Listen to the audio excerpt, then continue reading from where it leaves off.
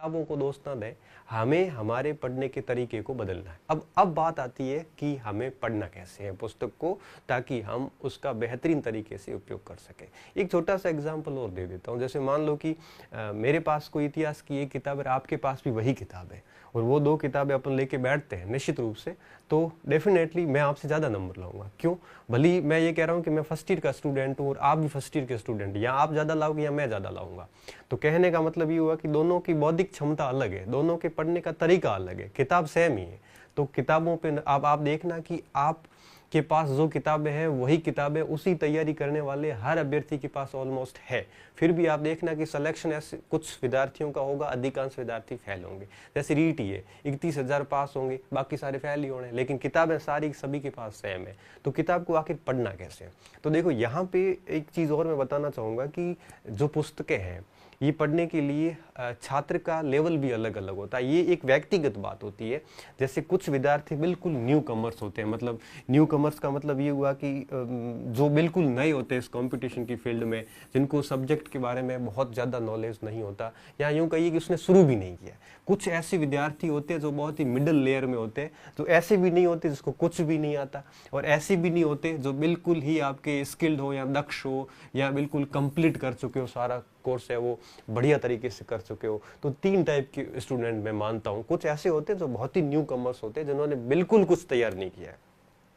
कुछ ऐसे होते हैं जिनका सब कुछ तैयार है, बिल्कुल रेडी एकदम, और बस ये लोग इसलिए पढ़ रहे हैं कि वो अपना ज्ञान और एनरिच करें। ऐसे लोग कहीं लगे हुए होते हैं गवर्नमेंट में, या फिर लगने वाले ही होते हैं, बस अपने नॉलेज को और एनरिच करते हैं ताकि किसी बड़े एग्जाम को पास कर सके या अपने ज्ञान को और साउंड कर सके। कुछ ऐसे विद्यार्थी होते हैं, कुछ ऐसे होते हैं जिन्होंने अभी स्टार्ट ही नहीं किया, बिल्कुल शुरू करने वाले हैं, और कुछ ऐसे होते हैं जो न दक्ष होते हैं और न नए होते हैं, बीच के होते हैं। और मेरा ऐसा मानना है कि मैक्सिमम स्टूडेंट जो है वो इस श्रेणी में आते हैं, जो न न्यू कमर्स है न ओल्ड है, ये बीच के हैं। ओल्ड का मतलब यहाँ पे कंप्लीट कोर्स किया हुआ, ये बीच की जो संख्या है इनकी तादाद बहुत ज्यादा है। मैं तीनों के बारे में अलग अलग बताता हूँ। सबसे पहले आता हूँ न्यू, जो बहुत ही नए स्टूडेंट है, जिन्होंने अभी तक चीजें शुरू नहीं की। सबसे पहले उसको क्या करना है, उनको हर विषय की एक एक पुस्तक लानी, उससे ज़्यादा नहीं। और बेहतर यही होता है कि आप माध्यमिक शिक्षा बोर्ड या एनसीईआरटी से स्टार्ट करोगे तो ज़्यादा फर्क पड़ेगा। क्यों? क्योंकि वहाँ पे आसान चीज़ें समझाई जाती है। तो इसलिए लोग एनसीईआरटी सजेस्ट करते हैं कि 6ठी से 12वीं तक की एनसीईआरटी अगर अपन करते हैं तो हमारा एक इतिहास, भूगोल, पॉलिटी, इकोनॉमिक्स, ये बेसिक सारा अच्छा हो जाता है। इसके बाद अपन अगर ऑथेंटिक बुक देखेंगे तो वो अपने को अच्छी तरीके से समझ में आ जाती है। तो ऐसे सामान्य चीज़ों से स्टार्ट करना चाहिए उसको। फिर करना क्या चाहिए, एक साथ मैक्सिमम एक साथ एक या दो विषय लेने चाहिए, क्योंकि नए स्टूडेंट होते हैं तो उसके लिए एक विषय ही पर्याप्त है। और मान के चलिए कि अगर 1-2 साल कोई आपके आसपास एग्जाम नहीं है तो एक विषय ही पढ़िए, और आपको लगता है कि 6-7-8 महीने बाद एग्जाम है या एक विषय में आप बोर हो रहे हैं तो कोई 2 विषय एक साथ पढ़िए, और 2 विषय के लिए कोई 2 किताबें लाइए। ज़्यादा नहीं लानी, कितनी पुस्तकें लानी है, 2 पुस्तकें ही लानी है। और जितनी ज़्यादा किताबें लाओगे उतना ही आप भ्रमित होंगे, उतना आप अपना परफॉर्मेंस बिगाड़ते जाओगे। फिर क्या करना है, फिर उस किताब के साथ क्या करना है, जैसे ही वो किताब आप लाए, उस किताब में सबसे पहले आपने पहला अध्याय निकाला।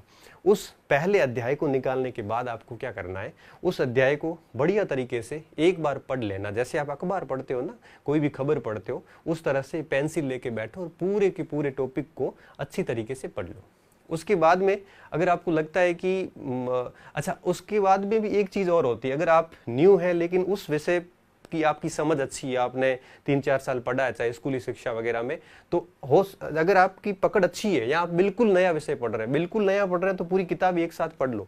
ये जैसे 20 टॉपिक है, 20 टॉपिक पढ़ के उसके बाद दोबारा उसका रिवीजन करो। तो अगर आपने थोड़ा बहुत पढ़ रखा है तो पहला पार्ट पढ़िए बढ़िया तरीके से। पढ़ने के बाद अगर पहले पढ़ रखा है तो उसी दूसरे टॉपिक को एक बार फिर वापस पढ़ लीजिए। तो दूसरी बार जब पढ़ोगे तो फिर क्या होगा, दूसरी बार जब भी पढ़ोगे तो आपको कुछ चीजें समझ में आनी शुरू होगी। जहां जहां समझ में आ जाता वहां वहां अंडरलाइन करना शुरू कर दो। ऐसे करके आप किताब को एटलीस्ट 1 से 2 बार करिए। उसके बाद में जब तीसरी बार पुस्तक पढ़ोगे तो आपको बहुत सारी चीजें समझ में आनी शुरू होगी, और तीसरी बार जब पढ़ोगे तब आप किताब के मार्जिन पर साइड में लिखना भी स्टार्ट कर लो। और जब यही पुस्तक चौथी बार निकलेगी तो निश्चित रूप से आपको उस किताब के अंश याद हो जाएंगे, और यहाँ पे चौथे चरण में आप नोट्स बना सकते हैं। यहाँ पे टाइम लगता है इन चीज़ों को, लेकिन चीजें इतनी पक्की तरीके से काम करती है कि उसके बाद फिर दिक्कत नहीं आती है। तो ये काम किया जा सकता है न्यू कमर्स के लिए। आपको ये चीजें करनी है, एक किताब को कम से कम आपको 4 से 5 बार पढ़ना है और कंटिन्यू फिर उसका आपको रिवीजन करते जाना है, ठीक है।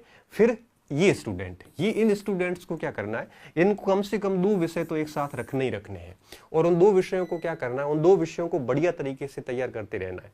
और आप यूं कहिए कि कम से कम आप हर टॉपिक को एक साथ ही 1-2 बार पढ़ लो, और 2-2, 3-3 बार पढ़ने के बाद आगे बढ़ोगे तो फिर आपका जल्दी हो जाएगा। आपका 2 बार मैं इसलिए कह रहा हूं कि आपकी स्थिति इनके जैसी नहीं है। आप पूरी किताब पढ़ो, उससे बजाय आप हर टॉपिक को 2-2 बार कंटिन्यू पढ़ते जाओ और फिर आगे बढ़ो, और फिर तीसरी बार फिर पूरी बुक ही एक साथ पढ़ लो, और चौथी बार उसमें फिर आप सॉर्ट आउट नोट्स कर सकते हैं। और इन लोगों को तो फिर क्या करना, किताब को खाली पढ़ना ही है। और ये जब लोग किताब पढ़ेंगे तो निश्चित रूप से कुछ फैक्ट नए आएंगे, उस फैक्ट को वह देख लेंगे, क्योंकि उनकी इमारत तो तैयार है। इसकी इमारत के ऊपर केवल कोई नया तथ्य मिलेगा तो वो अपने आप ही उनके सेट हो जाएगा। इनको कुछ भी नहीं करना है, इनको केवल नई किताब लानी है और उसमें देखना है कौन सी बात नई मिली है, वो अपने नोट्स में या अपनी पाठ्य सामग्री में या अपने दिमाग में ऐसे बिठा देंगे तो उनको ज़्यादा नुकसान नहीं है। मेन समस्या यहाँ पे आती है। तो आपको क्या करना है, सबसे पहली चीज़ क्या करनी है, किताब की सामान्य रीडिंग करनी है। सामान्य रीडिंग का मतलब एक प्रकार से फोरा उसके ऊपर से अध्ययन करना है। रीडिंग करने के बाद में उन चीज़ों की स्टडी करनी है। स्टडी का मतलब होता है थोड़ा सा समझना टॉपिक को। जैसे मैं आपको एक एनसीईआरटी की क्लास से कंटिन्यू पढ़ा रहा हूँ, आप देखना उसमें कि मैंने जब भी कोई टॉपिक लिया है तो उस टॉपिक को, उस जो हेडिंग है उस हेडिंग को मैं आपको समझा रहा हूँ। मैं रीडिंग नहीं करवा रहा हूँ, मैं समझा रहा हूँ, सीधी स्टडी करवा रहा हूँ। रीडिंग स्टडी के बाद में फिर क्या होता है, फिर आप इसके ऊपर थिंकिंग मनन कर सकते हो, चीज़ों को सोच सकते हो। जैसे मान लो कालीबंगा पढ़ा आपने, कालीबंगा एक बार आप ऊपर से देख लिया, दूसरी बार फिर वापस पढ़ा तब आपने उसके नीचे अंडरलाइन कर ली, स्टडी कर ली। तीसरी बार जब पढ़ो तब उसके ऊपर सोचो, बुक बंद करके कालीबंगा के दिमाग में पूरा रिमाइंड करवाओ कि कब खोज हुई, कैसे खोज की गई, किसने की थी, इसके अंदर कौन कौन से प्रमाण मिले, इसकी क्या क्या विशेषताएं हैं, ये सारी चीज़ें आप दिमाग से सोचिए। जब आप ये सोचोगे तो बहुत सारी चीज़ें भूलोगे तो आप वापस चेक कीजिए। ऐसे आप तीसरे स्टेज पे मनन कीजिए। मनन करने के बाद में अगर आपके पास टाइम है तो आप रिटन अर्थात नोट्स भी बना सकते हैं शॉर्ट में। नोट्स हमेशा शॉर्ट में होते हैं। शॉर्ट में ऐसे नोट्स बना दो कि उस पुस्तक को वापस ना देखना पड़े। जैसे कालीबंगा में आपको लगा कि 30-40 पॉइंट है, वो मेन है, वो सारे के सारे नोट कर दो ताकि वो किताब वापस ना पढ़नी पड़े। नोट्स का ये फायदा होता है कि जब आप दूसरी कोई नई किताब लाओगे तो उसमें से आपको जो नई बातें मिलेगी वो आप उस नोट्स में ऐड कर दोगे, तो फिर तीसरी कभी किताब और लाओगे तो फिर उसमें नोट्स को और ऐड करोगे, तो नोट्स बहुत बढ़िया तरीके से तैयार होते जाएंगे और अपना ज्ञान भी एनरिच होता जाता है। कई स्टूडेंट क्या करते हैं, स्टार्टिंग में नोट्स बनाना स्टार्ट करते हैं। ये सबसे गलत तरीका है। क्यों? क्योंकि स्टार्टिंग में हम एक पुस्तक को जितनी बार पढ़ेंगे उतनी बार हमें नई चीजें मिलती जाएगी। तो फिर आप पहले गो थ्रो में सीधा ही नोट्स बनाओगे तो दूसरी बार पढ़ोगे, दूसरी बार फिर नई चीज आएगी, फिर कहोगे यार ये नोट्स पूरा नहीं है। तीसरी बार पढ़ोगे फिर नई चीज आएगी, फिर कहोगे कि यार नोट्स में फिर भी अधूरापन रह गया।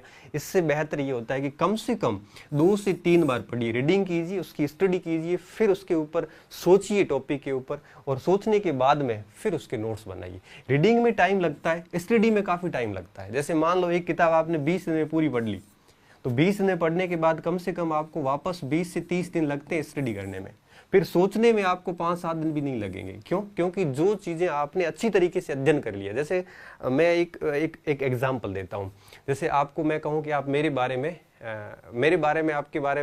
में कोई किताब लिखी हुई है और मैं आपको दे देता हूँ, आप उस किताब को पढ़ के मेरे बारे में जानिए। तो आप उस किताब को पूरा पढ़ोगे, मेरे बारे में जो लिखी हुई है उसको पढ़ने के बाद आप मेरे बारे में इतना नहीं जान पाओगे जितना आप वापस मेरे बारे में स्टडी करोगे और मेरे बारे में सोचोगे कि ये है, वहाँ से है, ये करते हैं, वो करते हैं, तब आप विजुअल करोगे, तब चीज़ें अच्छे से याद होगी।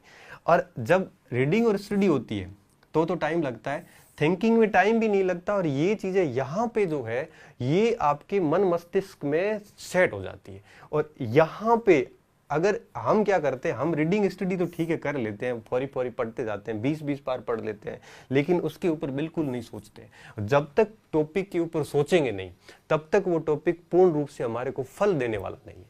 हम कहते हैं ना परीक्षा में हमारी गलती होगी, गलती नहीं है, दरअसल हमने उस टॉपिक के ऊपर कभी सोचा ही नहीं था, हमने केवल किताब पढ़ते ही गए। तो कृपया करके पहले किताब को फौरे तौर पे एक रीडिंग मारे, फिर उसकी 2 से 3 बार स्टडी करें अच्छे से। स्टडी का मतलब ये होता है कि कोई भी पैराग्राफ लेके उसको सोचिए, उसके उसके अंदर क्या लिखा हो, उसका सार क्या है। आप मेरी एनसीईआरटी की क्लास देखना, मैं आपको यहाँ पे स्टडी करवा रहा हूँ। मैं आपको, जैसे कल अपन ने बात की थी पिछले लेक्चर में कि विहार क्या थे या संघ क्या थे या बुद्ध का जीवन क्या था, हमने पूरे इस बोर्ड पे वो स्टडी कर ली उसकी। तो इस प्रकार से स्टडी 2-3 बार कीजिए, उसके बाद में उसके ऊपर सोचिए, सोचने के बाद में आप शॉर्ट में नोट्स कर सकते हो और उसके बाद में आप कंटिन्यू उसका रिवीजन कीजिए। अगर आप इस चरण को फॉलो करोगे तो निश्चित रूप से एक बार टाइम लगेगा, लेकिन ये चीजें ऐसी तैयार हो जाएगी, फिर आपके लिए दिक्कत हो जाएगी कि कौन सी नौकरी ज्वाइन करूं, ये कंडीशन आ जाती है। अगर आप शॉर्टकट सब कुछ करना चाहते हो तो जीवन में कुछ भी नहीं होगा।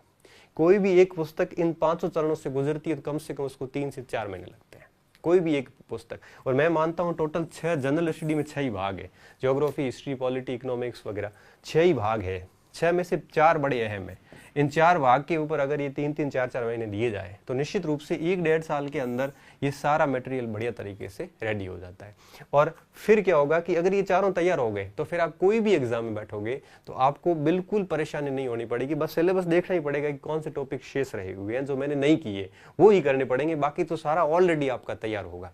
तो कृपया करके आप अगर मिडिल के हैं चाहे आप न्यू कमर्स हैं, आप टॉपिक बुक्स लीजिए। अगर आपने बिल्कुल नए हैं तो आप पूरी किताबें पढ़ डालिए। अगर आपने कुछ पढ़ रखा है तो एक एक टॉपिक को आप इन 500 चरणों से एक साथ गुजर सकते हो। जैसे ये किताब में मान लो 20 टॉपिक है तो पहले टॉपिक की रीडिंग कर लो, 2 बार स्टडी कर लो, फिर सोच लो, फिर उसके बाद नोट्स कर लो। फिर दूसरे टॉपिक है ये, दूसरे टॉपिक के 5 चरण कीजिए, फिर तीसरे टॉपिक के ये 500 चरण कीजिए। आप अगर मिडिल में हैं तो ये टॉपिक वार भी ऐसे कर सकते हैं। अगर आप बिल्कुल न्यू है तो पुस्तक वार ऐसे कीजिए कि 15-20 पार्ट है, पहले अच्छे से रीडिंग कर लो, फिर उसकी 1-2 बार स्टडी कर लो अच्छे से, और उसके बाद में उसको थिंकिंग, मनन कीजिए उसके ऊपर। जितना ज़्यादा मनन होगा और जितना ज़्यादा रिवीजन होगा, सफलता के ये 2 मूल आधार है। 100% एक्यूरेसी आएगी, एक सिंगल सवाल गलत नहीं होगा परीक्षा में अगर आपके पढ़ा हुआ आया है तो थिंकिंग और रिवीजन, ये 2 चीजें बहुत ज्यादा जरूरी होती जो कि हम नहीं करते। मैंने देखा विद्यार्थी क्या करता है, विद्यार्थी किताब लाता है और फिर ठीक है पढ़ता जाता है, उसको खुद को नहीं पता वो क्या पढ़ रहा है। उसकी हालत ये होती है कि वापस जब 2 घंटे किताब छोड़ के वापस किताब पकड़ता तो उसको देखना पड़ता है कि मैं पढ़ कहाँ रहा था।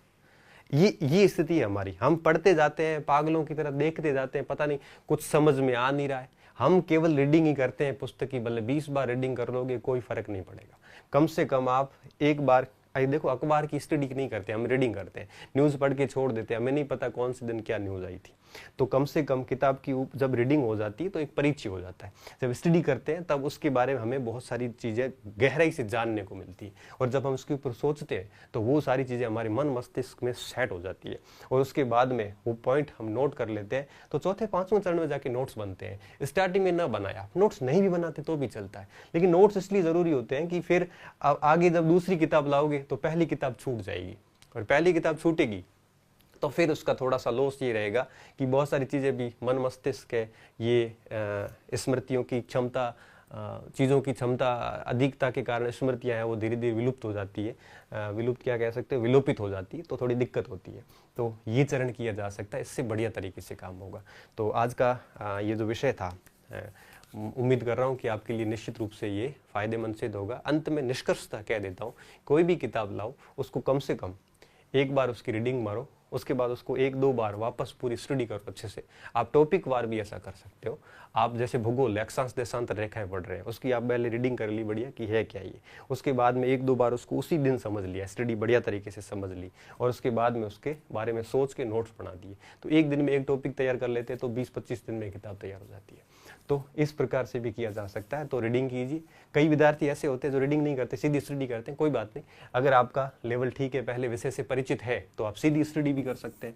अगर आप बिल्कुल नए हैं तो थोड़ा रीडिंग का ठीक रहता है, क्योंकि आप सीधी स्टडी करोगे तो दिक्कत हो जाती है, क्योंकि एक ही पैराग्राफ में ऐसे फंस जाओगे कि वापस आगे बोर हो जाओगे, किताब छोड़नी पड़ जाती है कई बार।